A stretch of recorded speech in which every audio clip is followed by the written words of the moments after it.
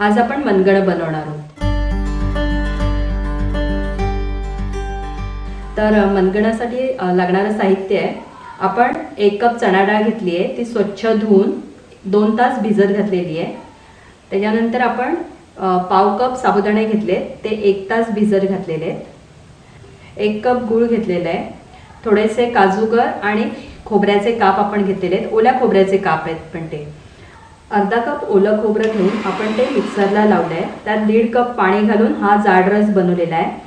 आणि परत ते जे खोबरं उरतं त्याच खोबऱ्यामध्ये आपण परत 1.5 कप पाणी घालून परत तो मिक्सरला लावून गाळणीने गाळून घेतलेला आहे। त्याचा हा पातळ रस बनवलेला आहे। असे आपल्याला 2 प्रकारचे रस मिळालेले आहेत, एक जाड रस मिळाला आहे आणि एक पातळ रस मिळालेला आहे। आणि थोडीशी वेलची पूड लागणार आहे। आता आपण मनगणं बनवायला घेऊया। आपण गॅस चालू केलेला नाहीये, त्याच्या आधी आपण ही डाळ आणि पाणी घालणार आहोत।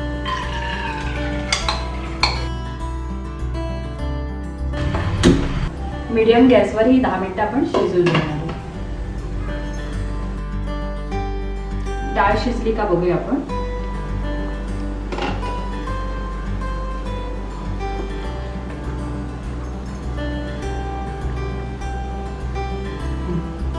डाळ शिजली आहे,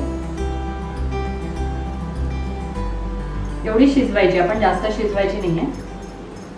आपण नारळाचा पातळ रस टाकणार आहोत, साबुदाणे टाकणार आहोत, खोबरं आणि काजू वगैरे ते घालणार आहोत, थोडंसं मीठ घालणार आहोत आणि गूळ घालणार आहोत।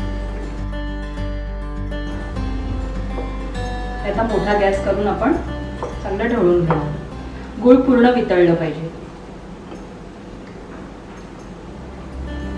गॅस मोठा ठेवून त्याला उकळी आली पाहिजे चांगली।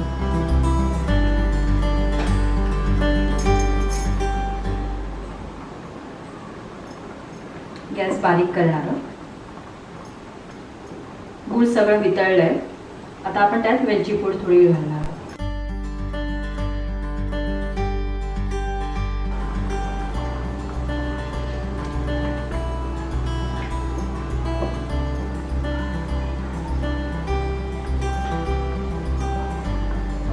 मनगणं तयार झालंय, आपण ह्याच्यावर झाकण ठेवणार आहोत, गॅस बंद करणार आहोत आणि हे थंड झाल्यावर आपण जो नारळाचा रस काढलाय ना, घट्ट नारळाचा रस, तो त्याच्यात घालणार आणि मगच खायला घेणार आहोत। आता हे थंड झाल्यानंतर आपण तो रस घालूया।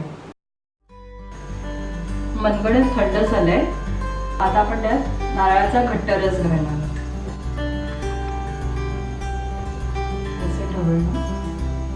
यानंतर आपण गरम करणार नाही। आता मनगणं आता खायला तयार।